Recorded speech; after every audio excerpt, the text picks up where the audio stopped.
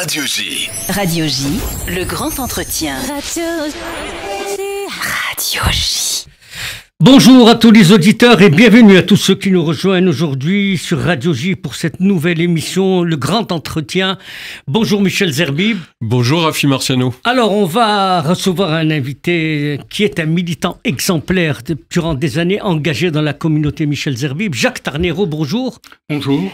Alors bonjour, on va échanger avec vous sur d'abord votre expérience, votre itinéraire, votre responsabilité dans beaucoup d'événements dans la communauté ces 40 dernières années, l'itinéraire d'un militant exemplaire engagé, d'un ancien gauchiste bien sûr, d'un ancien militant.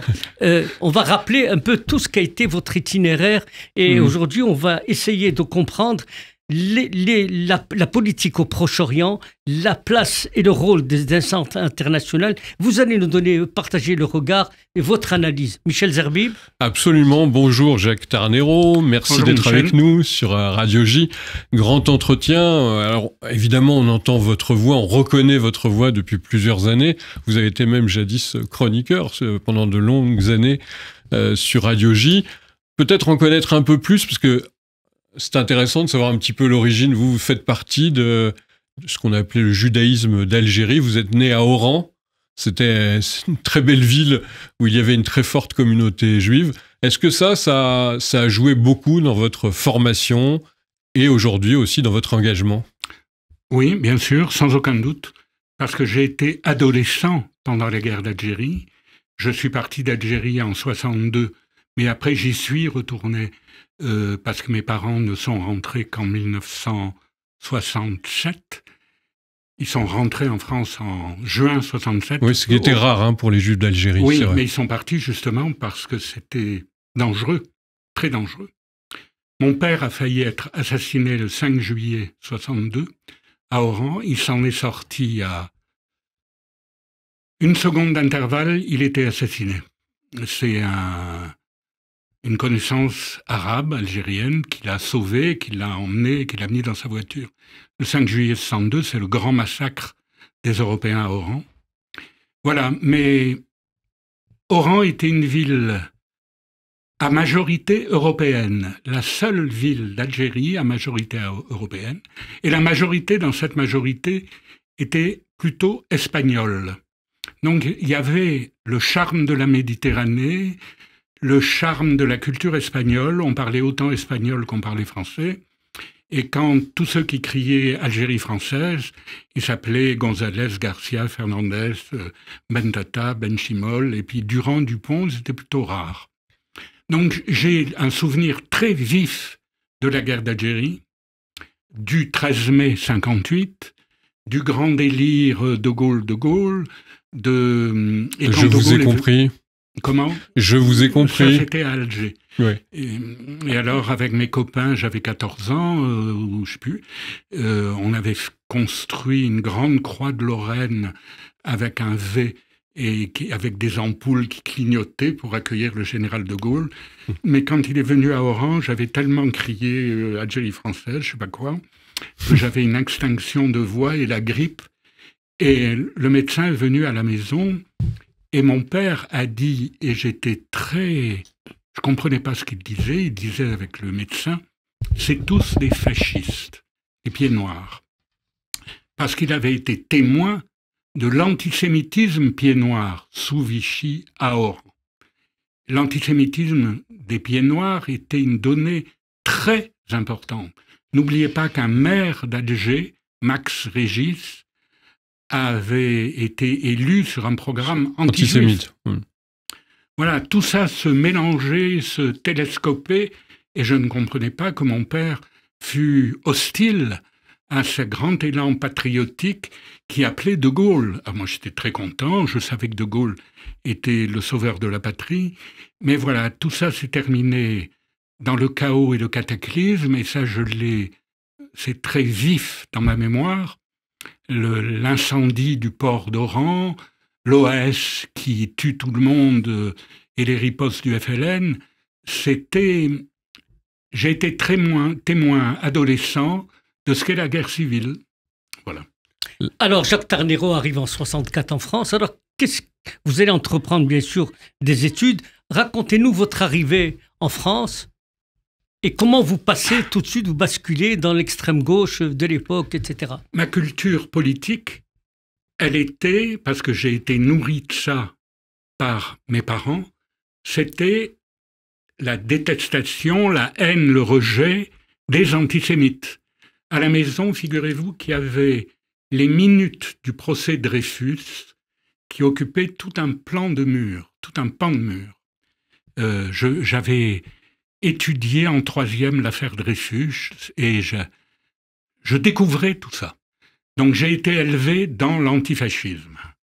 Et quand j'arrive à la fac de Nanterre, il fallait un lieu où habiter. J'étais à la cité universitaire de Nanterre, qui était entourée de bidonvilles. Je découvre les bidonvilles en France. Je croyais qu'il y avait des bidonvilles qu'en Algérie. Et voilà que dans un pays développé après la guerre d'Algérie, un bidonville où tous les petits gamins arabes que je voyais de ma fenêtre de ma chambre pataugent dans le cloaque du bidonville. Et dans cette fac qui est toute neuve, le jeudi, je découvre aussi quelque chose que je ne soupçonnais pas. Il y a des mecs qui débarquent avec des imperméables verts et qui distribuent des tracts sur lesquels il est écrit « La victoire est au bout de nos lances », signé Jeanne d'Arc, et se bagarrent contre eux d'autres qui « La victoire est au bout du fusil », signé Mao Tse-tung, et il y a des bagarres ultra violentes. Et je découvre les fachos. Je ne savais pas. Je ne savais pas que ça existait en France. Et donc, spontanément et instinctivement, j'ai rejoint ceux qui, à l'époque, combattaient les fachos, qui étaient d'une part les UEC, Union des étudiants communistes, et puis tous les gauchistes dont je découvrais les diverses nuances, les trotskistes, les maoïstes, machin. C'était très amusant en même temps. Mais en tant que juif, comment vous regardiez ? Eh bien, figurez-vous que je n'étais pas le seul juif dans cette histoire, car tous les leaders trotskistes, par exemple, étaient tous juifs, ashkénazes. Ils parlaient en yiddish, sauf Ben Saïd. Ou bien le leader de l'UEC, des communistes, est Guy Konopnicki, qui est un ami, qui est un type qui avait un humour extraordinaire, et il tenait tête dans des assemblées générales totalement bordéliques à la coalition des gauchistes qui voulaient lui faire la peau en le traitant de stalinien. Et lui, il défendait... Ce qui était des réalités pour Guy Konopnicki à l'époque. Oui. Oui, sans doute. C'est vrai, Jacques Tarnéo, ça intéressant, Rafi, d'entendre ce début. C'est une époque qui est complètement révolue. Aujourd'hui, les ennemis sont plus les mêmes. On pourrait dire ça. D'emblée, c'est plus les fachos, même s'il y a toujours des fascistes antisémites, ça existe encore en France. Oui. Mais c'est pas eux qui sont devenus les ennemis des Juifs. Les fachos ont changé de couleur et d'allure. Les fachos sont désormais les islamistes. Je vois pas comment les nommer autrement. Aux couleurs de l'antisionisme. Pierre Taguieff a inventé l'islamo-gauchisme. C'est juste. Mais en fait, ces gauchistes sont fascistes. C'est la même idéologie. Mais souvenez-vous en même temps, quand on fait un peu la généalogie de tout ça, au moment des années 70, de la gauche prolétarienne, dont le maître penseur est Benny Lévy. C'est lui qui dit « J'ai inventé la cause palestinienne ». À l'époque, dans la fin des années 70, la jeunesse est en manque de cause. Ils ne peuvent pas se revendiquer de la résistance française, ils ne peuvent pas se revendiquer même du soutien des porteurs de valises au FLN algérien, ils sont trop jeunes. Donc il faut une résistance de substitution. La première sera le soutien au Vietnam. Ma première arrestation par la police date d'une manif contre la guerre du Vietnam par les Américains, contre l'Amérique. Nous sommes en quelle année, là ? 68 ? On doit être en... avant. 66, 67. Ou bien une grande manifestation contre la montée du NPD, un parti d'extrême droite allemand. Et il y a une mobilisation de la LICRA, de la Ligue des droits de l'homme, et de tous les... On va à cette manif avec le spectre d'une menace néo-nazie en Allemagne. Donc ce qui nous mobilise, c'est ça. C'est l'antifascisme, et on se paye de mots, naturellement, en 68. Quel était le rôle de Daniel Gesmar? De Gesmar? Oui, à cette époque-là. Il était le secrétaire du SNESUP. Il était très gauchiste. Les enseignants de gauche. L'enseignement supérieur. Et après, il a été maoïste. Oui. Il était maoïste. Mais et après, il a fait Teshuva. Après, il a fait Teshuva. Tous ont fait Teshuva. Oui. Vous avez cité Béni Lévy, oui, c'est l'exemple. Béni Lévy, c'est extraordinaire quand même, l'itinéraire de Béni Lévy. Sauf qu'il est devenu l'adversaire, entre guillemets, de Emmanuel Lévinas. Oui, la pensée le concurrent. Oui. Mais un jour, j'ai dit à Béni Lévy, bien avant qu'il devienne le secrétaire de Sartre, je lui ai dit, vous, ex de la gauche prolétarienne, vous devriez faire mea culpa et le dire, vous avez du sang sur les mains. Je lui ai dit cette phrase. Réaction ? Et je ne la regrette pas, car la responsabilité, la caution morale et l'oubli de tout ça, c'est comme si on avait dit des choses futiles, banales. Mais non, ils ont une responsabilité. Je pense qu'en 68, et j'ai pas marché là-dedans, quand on crie CRS-SS, on banalise le SS. Il est bien gentil, le CRS. Enfin, s'il avait été un SS, j'aurais pas été vivant ici pour vous en parler. L'autre slogan terrifiant, c'est « il est interdit d'interdire ». Il est interdit d'interdire, ça veut dire la loi, on la jette. Et les inventeurs de la loi, c'est quoi? C'est la Torah. Donc on jette tout ça. Ça va permettre, comme effet en conséquence, l'idée que les vérités officielles ne sont pas vraies. Il faut douter de tout. Mais c'était une génération. Et en particulier de la vérité factuelle de la Shoah. Il est interdit d'interdire. Il est interdit de considérer que la Shoah a eu lieu, que c'est un fait vrai. On doute de tout. Eh bien, je pense que l'attitude intellectuelle qui a permis cela, n'oubliez pas qu'il y a eu des anards qui ont été le soutien des Faurisson et compagnie. Au nom du « il est interdit d'interdire », il a le droit de tout dire. Et que l'éditeur caution de Faurisson a été Noam Chomsky aux États-Unis. Mmh. C'est très important de rappeler tout ça. Alors, votre génération, Jacques Tarnero, vous vous souvenez de ce slogan qui était peint sur les murs de la Sorbonne, qui est devenu aussitôt célèbre. Nous ne voulons pas d'une société où la garantie de ne pas mourir de faim s'échange contre la garantie de mourir d'ennui. C'était cette génération-là? Exactement. Avec des belles choses, avec de belles idées, avec une très grande générosité. Souvenez-vous, 68, c'est la révolte mondiale de la jeunesse. C'est pas qu'en France, c'est aux États-Unis, c'est en Italie. Woodstock. Bien sûr, la musique est extrêmement importante. Le Woodstock, vous avez raison de dire ça. Ça fait rêver, on rêve. C'est l'époque où on fait la liberté sexuelle. Mais ça avait quelque chose de sympathique, hein, Jacques Tarnero, puisqu'on parlait de paix, d'amour, peace and love, etc. Exactement. Aujourd'hui, ça s'est perdu, on a retrouvé le gauchisme, mais sans cette dimension-là d'amour et de paix. Souvenez-vous qu'à l'époque, on pouvait faire le tour du monde en autostop. Je me souviens d'un copain à Nanterre qui avait une vieille déesse et qui allait en Afghanistan. La mode en Europe était de porter les moumoutes afghanes. Il revenait avec sa déesse chargée de moumoutes.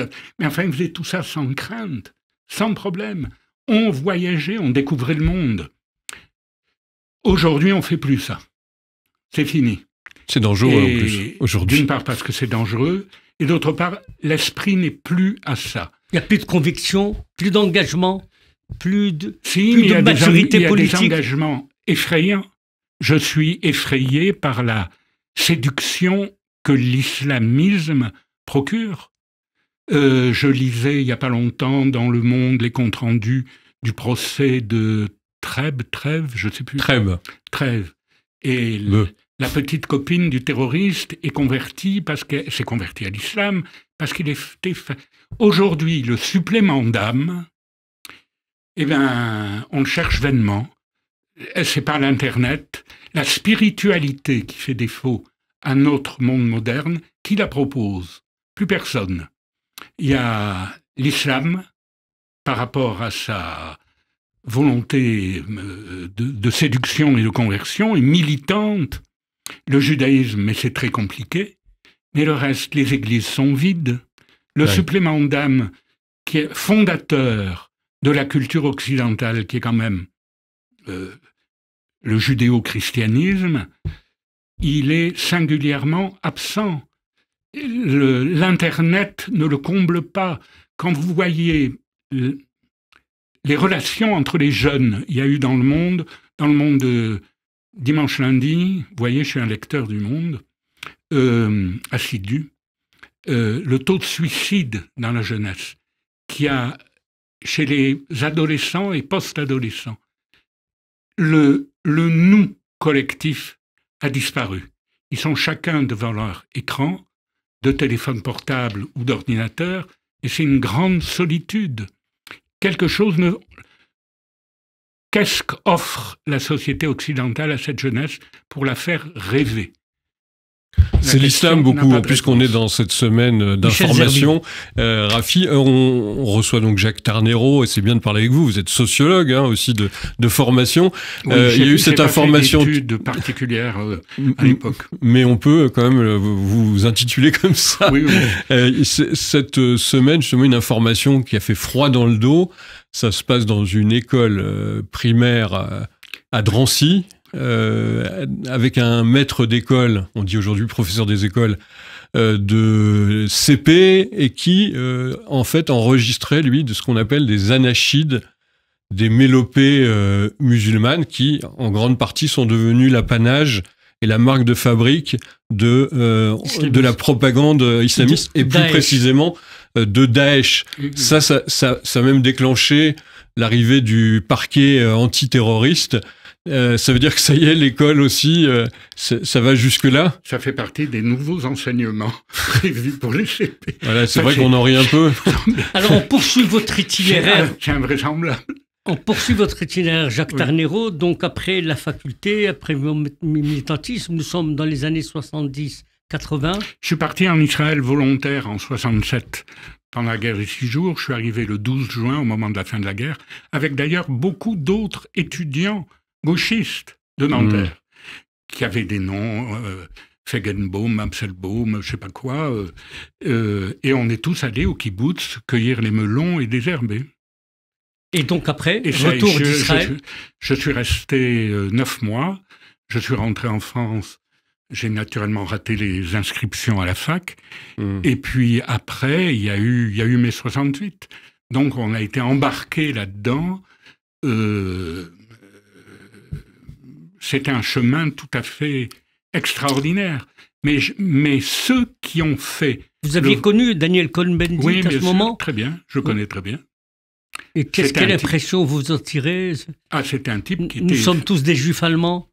C'était un jeune homme, d'abord extraordinairement drôle, un bagou fascinant, qui avait une culture politique immense, et qui interpellait tout le monde avec une aisance.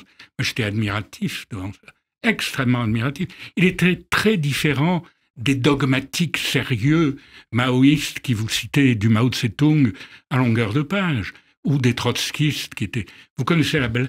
Un jour, Annie Kriegel a écrit dans l'Arche, elle faisait une analyse du gauchisme. Alors l'historienne ancienne du Parti communiste, et grande éditorialiste du Figaro. Ancienne stalinienne. Et ancienne... éditorialiste à l'Arche. Et à l'Arche aussi. Et qui a été une maître à penser et une fabuleuse professeure. Extraordinaire professeure. Une culture immense. On dit ça pour les plus jeunes de nos auditeurs, Annie Kriegel.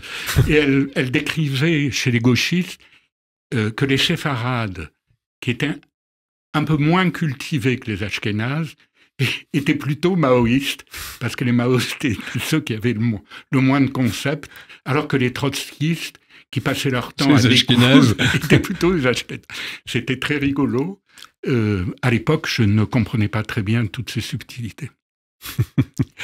On est dans le parcours de Jacques Tarnero, qui est notre invité, en compagnie de Rafi Marciano sur le grand entretien. C'est bien, c'est des pages d'histoire, mais vous êtes devenu... Michel Zerbi, on fait découvrir au public tout cet itinéraire d'un militant exemplaire, Jacques Tarnero. Oui, c'est important de dire militant. Vous utilisez le terme, Rafi, qui n'est pas péjoratif, qui est plutôt noble dans notre bouche, puisque après, vous vous êtes fait connaître aussi par... Et j'ajouterais d'un homme juif engagé depuis 40 ans. Voilà, un homme engagé. On aime bien ça sur Radio J en général. Vous vous êtes fait, si j'ose dire, rendu un petit peu plus célèbre. Là, on arrive à la fin des années 90. N'oublions pas, dans les années 80, un élément qui m'a mobilisé, j'ai pas été le seul, c'était le phénomène négationniste.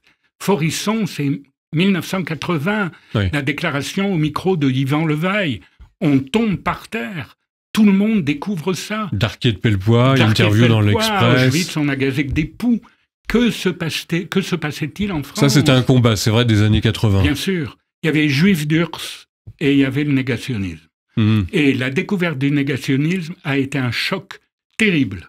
Il y a eu un beau livre de Finkielkraut, L'avenir d'une négation. Oui, bien sûr. C'est vrai que ça, c'était un sujet de préoccupation important des intellectuels, pas seulement juifs, mais en grande partie juifs dans les années 80. Avant, il y a eu le livre d'Alain Finkielkraut qui s'appelait Le Juif imaginaire et qui, pour ma génération, comme pour la sienne, a été... il formulait ce que je n'arrivais pas à me formuler. Voilà, on se racontait des histoires. Il nous a rappelé la mémoire de nos parents, de ses parents, qui était beaucoup plus douloureuse que la mienne. Et puis souvenez-vous, il y a le négationnisme, mais en même temps, il n'y a pas que ça. Il y a des éléments qui accompagnent le négationnisme. Vous avez ce film qui s'appelle Portier de nuit de Liliana Cavani, qui était un film esthétisant sur les camps de la mort. Voilà, Auschwitz n'était plus une machine à tuer les Juifs, c'était un lieu où on pouvait jouir. De fascination aussi, c'est vrai. Et de fascination morbide. du mal. Donc tout ça était dégoûtant, un climat dégoûtant. Ah oui, absolument. Et je pense que j'ai pas été le seul à me mobiliser contre tout ça, à essayer de trouver des lieux d'organisation.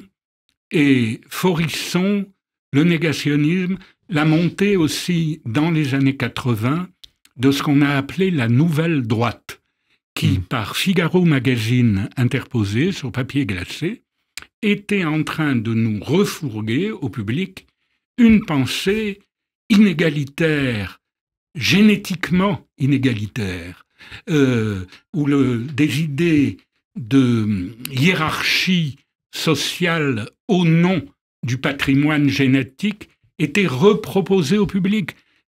La nouvelle droite, le Grèce, le Club de l'Horloge, c'était des machines, je ne vais pas dire de revivification de l'idéologie de la biopolitique, vous voyez que les On n'est pas loin du racisme biologique. Mais bien sûr. C'est ce que vous dites. On avait, souvenez-vous que d'ailleurs c'est un groupe juif qui s'appelait l'OJD, qui un jour où il y a eu un colloque du Grèce, est allé leur casser la figure.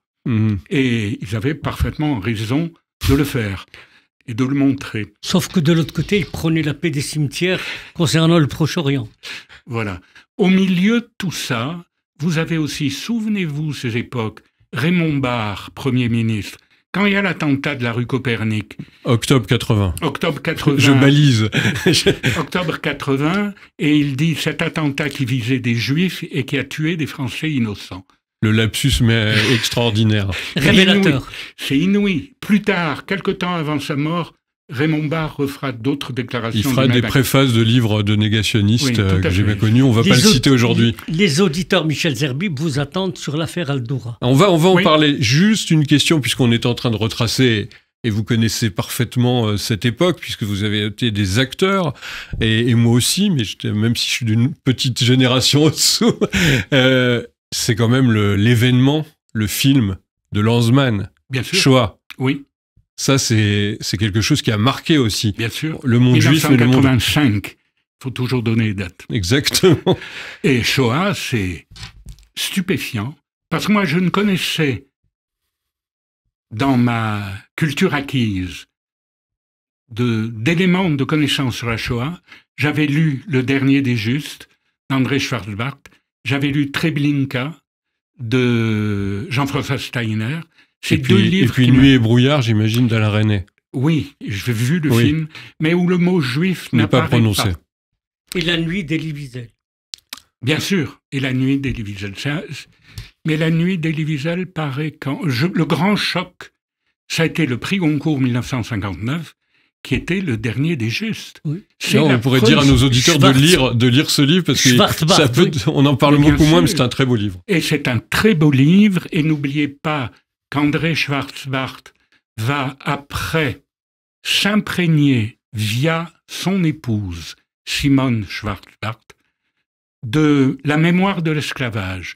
Et il va écrire La mulâtresse solitude, cette femme qui s'est insurgée contre son statut d'esclave, et il va la faire sienne, la mémoire de l'esclavage. L'histoire du couple Schwarzbart est prodigieuse. En 2 mots, André Schwarzbart est métallo à la Libération, c'est un tout jeune homme. Et ses compagnons de travail à l'atelier, c'est des Antillais.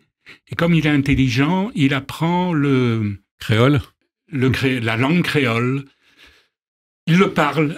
Et un jour, il est au quartier latin et il y a une jeune fille qui l'aborde et qui lui demande où se trouve la Sorbonne.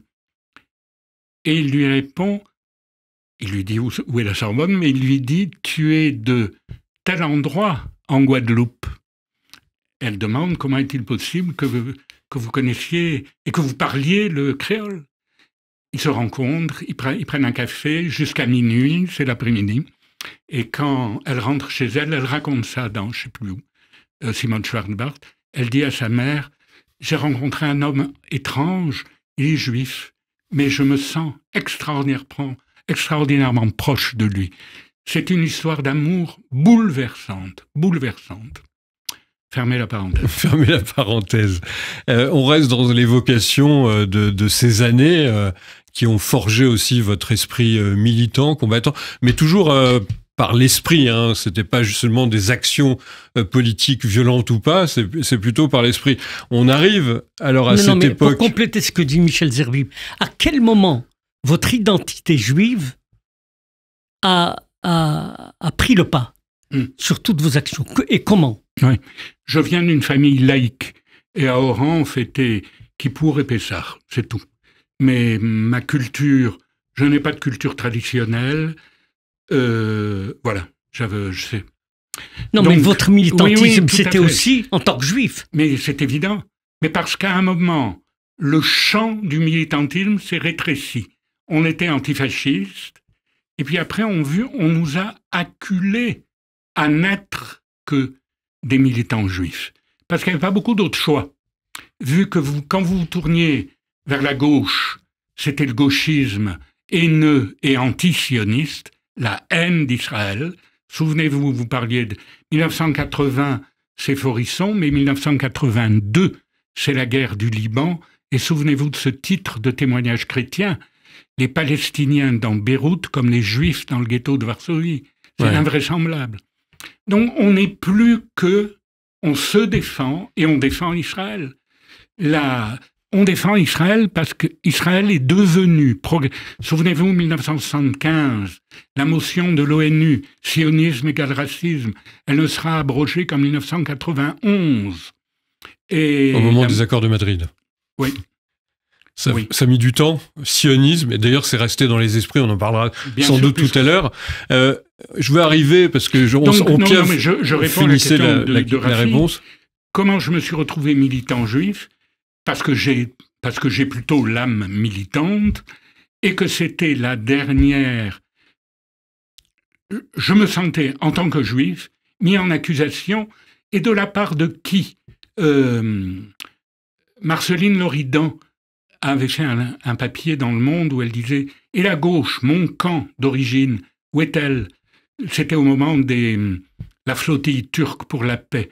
Et elle dit « C'est le seul endroit où je me retrouve maintenant. C'est en tant que juif qu'on doit se défendre. » J'ai fait comme les autres, juifs. Voilà, juifs se défendent, combattre, le combat continue, ça c'est des phrases qu'on entend souvent. On arrive, on va accélérer un petit peu, parce qu'il y a tellement de choses à raconter, mais c'est une histoire dont je suis contemporain. C'est la fameuse affaire, terrible affaire à Al-Doura. J'ai eu l'occasion, moi, de témoigner dans plusieurs procès qui ont été gagnés, ça je le dis, petite gloriole pour nos auditeurs. Mais rappelons que cette affaire, vous êtes largement impliqué. C'est cette... on le redit pour nos auditeurs... Rappelez-nous les faits. C'est septembre 2000. Antenne 2 diffuse des images terribles, où on voit un adolescent, même pas un enfant, 12 ans, un enfant, protégé par son père, au carrefour de Netzarim à Gaza, et le chroniqueur dit, il y a une autre rafale, Mohamed est mort, et son père grièvement blessé. Ça passe sur France 2 et c'est Charles Anderlin qui dit ce commentaire. À l'époque, on découvre l'étendue des calomnies médiatiques dont Israël est l'objet, et j'ai contacté, toujours à l'époque, Sophie Dulac, qui est productrice de cinéma, de faire un film sur le mensonge médiatique. Et donc l'affaire Al-Doura intervient en plein moment. Je suis avec celui qui va être mon collègue, Philippe Bensoussan, et on va réaliser ce film qui s'appelle Décryptage et qui sort en février 2003, et à l'intérieur duquel la mort supposée de Al-Doura apparaît. Mais dans le film, on dit... Nous ne savons pas quelle est l'origine des tirs qui ont tué Mohamed Al-Doura. Alors, si je puis vous arrêter un instant, Jacques Tarnero, c'est très important, parce que sur cette antenne Radio J, 2002-2003, la directrice de l'information de l'époque, Arlette Chabot, était venue s'exprimer pendant plusieurs heures sur notre antenne pour dire elle-même que les Israéliens ne pouvaient pas être ceux qui avaient tiré sur l'enfant. Donc c'était assez fondamental. Après, la question qui s'est posée, et vous allez peut-être nous expliquer, c'est que certains ont avancé l'idée qu'il n'avait pas eu de mort non plus. C'est ça le problème. Et le doute est venu parce qu'à l'occasion de Rush, que nous avons pu voir d'autres mises en scène, on a vu comment on fabriquait des mises en scène à la gloire des Palestiniens, des faux, qui étaient très légion. Charles Anderlin. Non, même des chaînes, par exemple, quand on tournait Décryptage, c'était des Canadiens, la télévision canadienne, qui nous ont montré des trucs qu'ils avaient filmés. Ils filmaient les Palestiniens en train de monter une scène. Un blessé sur un brancard qui, justement, se lève du brancard et s'enfuit, ou un mort. Bon. Alors, pour rentrer dans le détail de l'affaire Al-Doura, il y a eu un citoyen français, Philippe Karsanti, qui a voulu y voir de plus près, et il a très bien fait, car on dit que le père et l'enfant ont été la cible de tirs pendant près de 30 minutes. Or, on leur a tiré dessus pendant 30 minutes, et il n'y a pas, c'est la première évidence, le premier élément de doute sur la véracité des images, c'est qu'il n'y a pas de sang. Avec des armes de guerre, sur 2 personnes, les corps devraient être pulvérisés, réduits en charpie. Il n'y a rien. D'autre part, dans les rushs, comme Philippe Karsanti a mis en cause France 2 lui a fait un procès. Et on a appris que des rushs manquants n'avaient pas été visionnés. On a pu voir, au bout du compte, les rushs manquants. Et c'est dans ces rushs manquants que l'on voit que le petit Mohamed Al-Doura, bien que mort, lève le coude et regarde ce qui se passe. On peut ajouter au fait que le journaliste lui-même, Charles Anderlin, n'était pas présent sur les lieux du film. Et alors, il a cette parole, Charles Anderlin, qui est terrifiante. Il dit « Je n'étais pas présent, mais ce que j'ai montré, c'est la vérité du contexte. » Vous vous rendez compte de ça? Ouais. La vérité du contexte. Quelle leçon de journalisme! Et qu'est-ce que c'est que ça? Qu'est-ce que c'est que ce journalisme? Mais comment vous expliquez je témoigne de quelque chose que je n'ai pas vu et j'affirme qu'il est vrai parce que le contexte me dit qu'il était potentiellement vrai. Bravo. Alors, Michel Zerbib, Jacques Tarnero, on a vu un peu votre itinéraire. On va essayer de voir aujourd'hui, depuis ce funeste 7 octobre, nous assistons sur toute la planète à un tsunami de haine anti-juive, Jacques Tarnero, dans toutes les couches de la société médiatique, politique, idéologique, éducative, et aussi dans les principales instances internationales de l'ONU et de la CPI.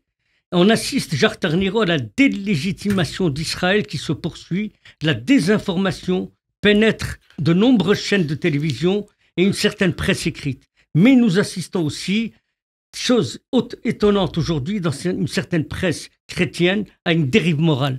Alors Jacques Tarnero, comment vous expliquez aujourd'hui cette actualité au Proche-Orient et en France? Ouais, ça veut dire qu'il faut ressortir le bleu de chauffe, il faut refaire un autre film, un décryptage, c'est ça, comme dit Rafi? Tout à fait, on peut recommencer. Mais avec des éléments supplémentaires, comme l'a dit Rafi, c'est-à-dire que la cible des menteurs, elle est énorme aujourd'hui. Prenons un exemple, l'UNRWA, l'agence qui donne à manger aux Palestiniens. La seule agence au monde dont l'occupation est d'entretenir le statut de réfugié de père en fils, et ceci jusqu'à la fin des temps. Quand on parle de génocide commis par Israël, il faut aussi citer quelques chiffres. Je crois que c'est 750 000 Arabes de Palestine qui ont quitté la terre de Palestine avant l'indépendance d'Israël. Et aujourd'hui, on parle de 3,2 millions de Palestiniens. On peut dire que le génocide n'a pas été mené à bien, mais je ne veux pas faire du mauvais esprit là-dessus. Ce qui est inouï, c'est qu'on dirait qu'il y a l'occasion inespérée, après le 7 octobre, après qu'on ait été sidéré par ce qu'on a appris du massacre de Juifs, le plus grand massacre de Juifs commis depuis la Shoah. Tout le monde a été sidéré, tout le monde.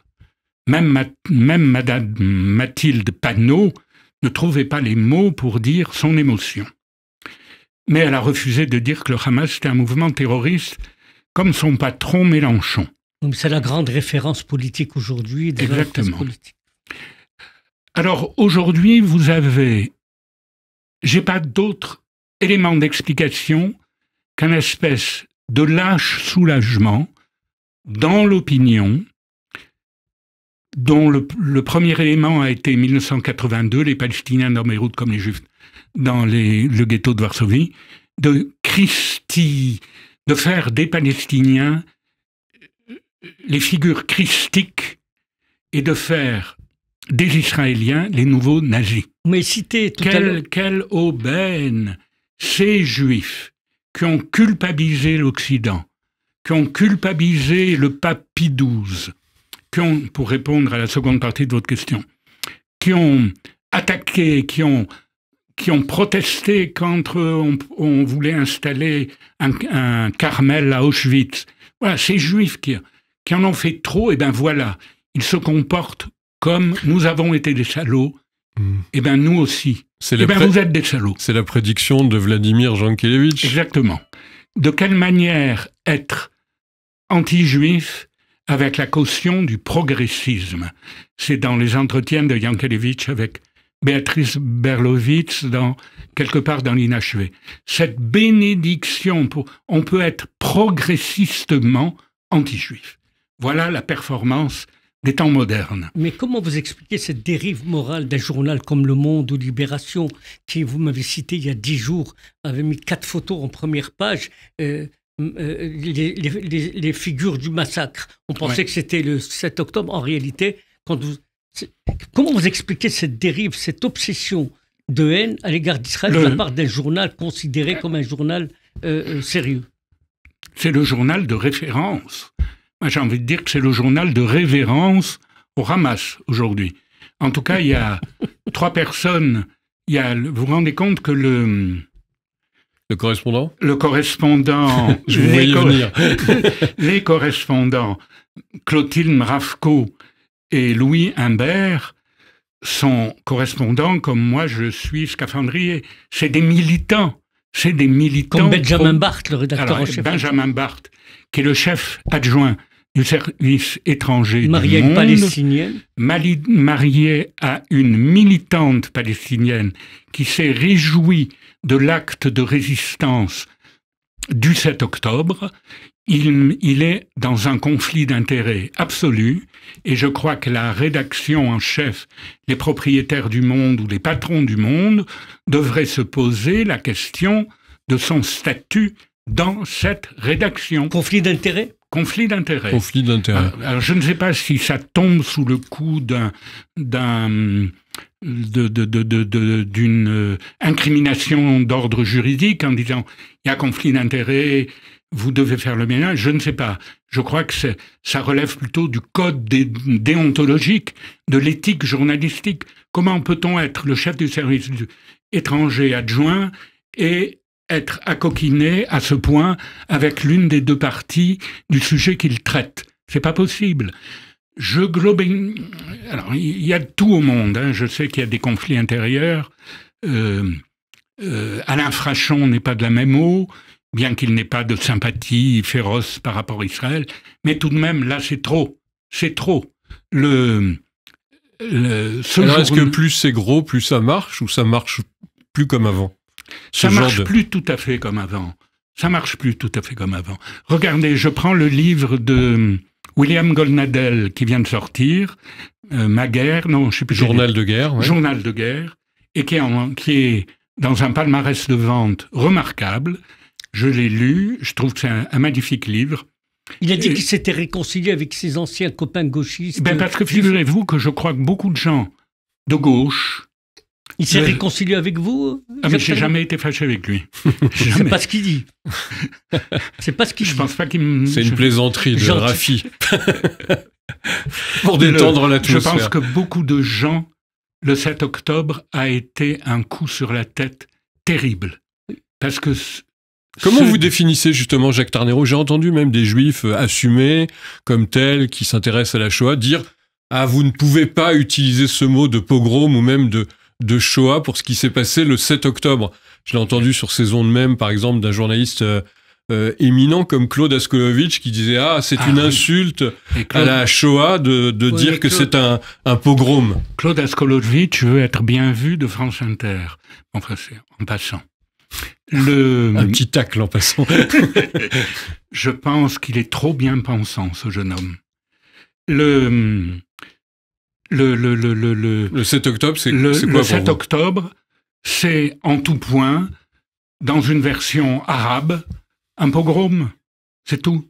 Ils sont des fous furieux, armés de couteaux, sont allés, et de kalachnikov, mais le couteau en tant qu'arme rituelle.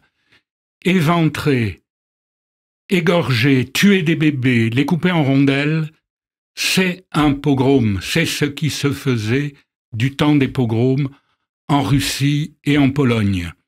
C'est ce que les razzias ont fait, que ce soit les Turcs contre les Arméniens, ce que l'État islamique a fait contre les Yézidis. Lisez dans le dernier numéro du Point la page de Kamel Daoud qui raconte ce que l'épouse du chef de l'État islamique, Al-Baghdadi, Marwan al-Baghdadi, elle raconte ce qu'a été cet homme. Un tortionnaire qui avait 25 femmes et qui prenait un plaisir jouissif à violer les jeunes yézidis qui tombaient sous sa coupe, et c'était l'état-major de l'État islamique faisait ce type de pratique. C'est la même chose qu'on l'appelle pogrom, qu'on l'appelle razzia. Je dis razzia parce qu'il n'y a pas eu que les militants du Hamas. Des actes de barbarie, le viol des femmes est inouï. Ça a été aussi beaucoup de la population de Gaza qui est venue pour piller et pour se servir. Pogrom et razzia, vous dites. Pogrom et razzia. Il faut réfléchir à ça. Il faut réfléchir culturellement à cela, et qu'il n'y ait pas eu, très peu, venant du monde arabo-islamique, des gens pour dire « pas en notre nom », c'est un désastre pour le monde arabo-islamique. Sauf Boualem Sansal, Kamel Daoud, oui. Et je vais même dire... Amin El-Khatimi. Oui, oui. Sophia Aram. Tahar Ben Jelloun. Tahar Ben Jelloun, oui, je sais. Mais il a dit aussi, tout de suite après le pogrom, la cause palestinienne est enterrée, elle s'est déshonorée définitivement.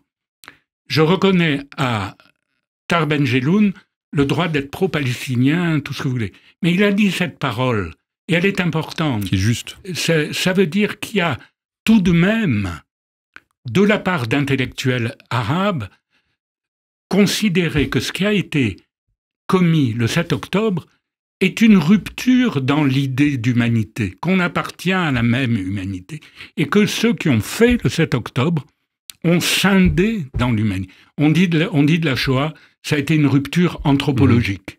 Oui, je crois qu'il faut le dire. En même temps, même si elle s'inscrivait dans un continuum anti-juif, depuis l'Inquisition, etc., etc. Mais une rupture, ça veut dire, c'est plus les mêmes gens avec... Mais ça s'accompagne aussi appartenons tous à la même humanité, la question reste posée. Ouais, Jacques Tarnero, ça s'accompagne aussi du phénomène, tout de suite, de négationnisme. Bien sûr. Alors on pourrait... Attends, Michel Zerbi, voulez vous poser une question sur quel est, le peu de quelques minutes qui restent, oui. Quel est votre regard, comment analysez-vous aujourd'hui la situation des otages et les négociations qui sont menées?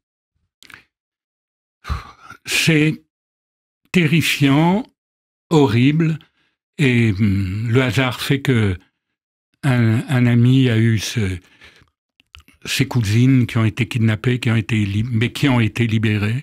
J'imagine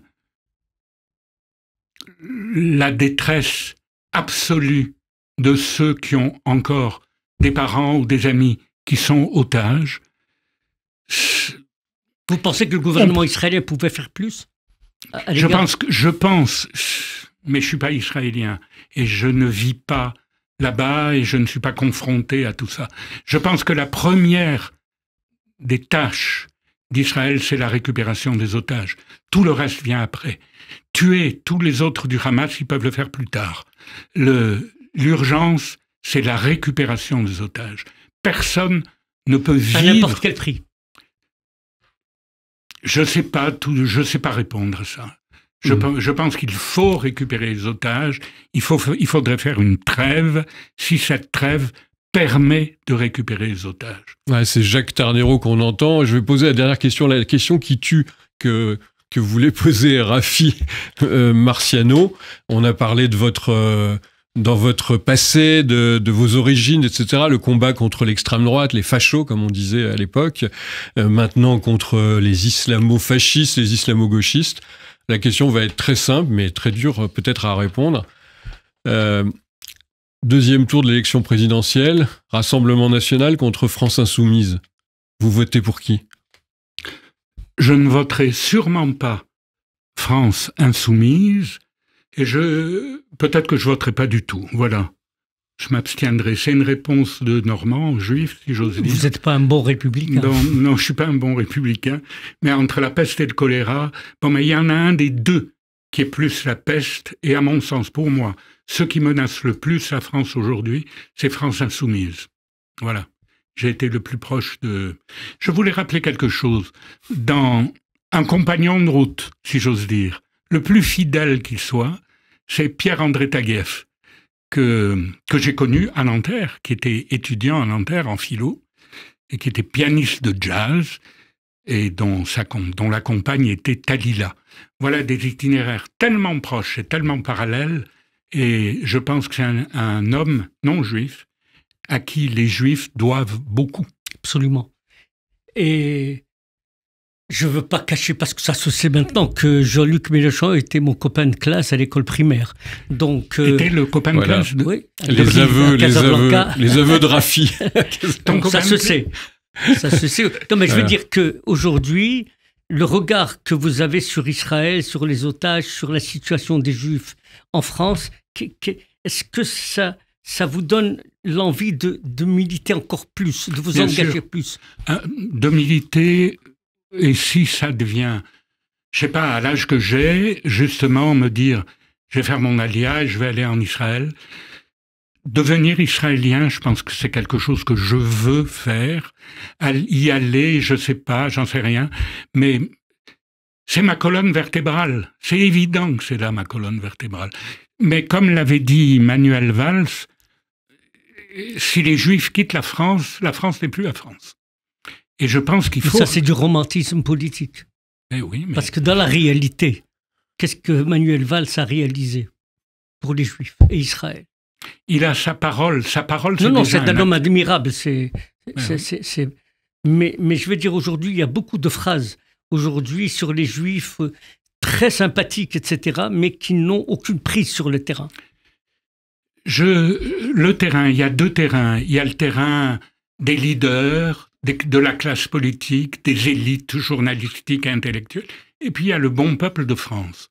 Je crois que le bon peuple de France est beaucoup plus favorable à Israël qu'on le pense. Ils ne sont pas fous. Absolument. Ils voient leur environnement. Absolument. Ils voient ce qu'il se passe autour d'eux. Quand vous vivez à Lille ou à Roubaix, vous voyez l'islamisme en marche. Alors, je voudrais terminer, Jacques Tarnero, pour vous rappeler un principe talmudique. Parce que beaucoup de gens nous téléphonent ici dans la station, se plaignent. Mais comment vous pouvez dire qu'Israël... Voilà, Jacques Tarnero, c'est Israël qui a raison. Vous dites qu'Israël a raison, alors que le monde entier est contre nous. Tout le monde nous condamne. Tout le monde est contre nous. Comment vous expliquez cela? Alors, ce principe talmudique, peut-être qu'on va le commenter, mais qui dit, si un jour tu parles avec quelqu'un et que tu ne sois pas de son avis, il se peut qu'il ait raison, mais il se peut que toi aussi tu aies raison. Mais s'il y a 10 avis contre toi, il se peut qu'ils aient raison, il se peut que toi aussi tu aies raison. Mais si le monde entier est contre toi, c'est toi qui as raison, parce que c'est pas possible, dit le Talmud, que le monde soit peuplé de tant de sages. Ah, c'est intéressant ce que vient de dire. Je rajouterai un verset biblique, justement, pour finir. À ce principe il y a ce verset, ça c'est du Talmud, mais dans la Torah, dans Deutéronome, il y a « Tu peux avoir raison contre la multitude ». Un tribunal qui condamne à l'unanimité, son jugement doit être invalidé. Jacques Tarnero, c'était un privilège de rencontrer un militant, un juif engagé qui nous a raconté son histoire, parce que c'est très important pour les auditeurs de découvrir un peu qui était derrière l'homme politique, l'observateur de l'ancien de CNRS, aussi l'homme juif. Mais merci à vous, mais vous savez, j'aime pas beaucoup... Merci pour votre invitation, pour tout ça. Je suis pas tout seul dans ce cas-là. Je vous dis, il y a des gens d'une discrétion et je pense à ce mot. J'ai lu ça il y a pas très longtemps de Serge Klarsfeld. C'était à l'âge qu'on a. Ces mots étaient, on est à l'automne de notre vie. À l'âge qu'on a. Béaté et moi, après ce qu'on a vécu, après ce qu'on a fait, avoir à être le témoin aujourd'hui d'un pogrom, on titube devant ça. Michel Zerbib, on va terminer en disant que, évidemment, comme on dit chez nous, le combat continue, c'est un combat intellectuel, plus l'esprit que par le glaive, comme dit la Torah, et j'espère qu'on aura l'occasion de continuer à parler de ces informations, cette histoire et ce parcours exemplaire qui est pour nous un exemple. Jacques Tarnero, vous serez l'invité de Michel Zerbib jeudi prochain. Vous aurez l'occasion de développer peut-être certains points qu'on n'a pas pu évoquer. En tout cas, bon week-end et à très bientôt. Shabbat shalom. Shabbat shalom.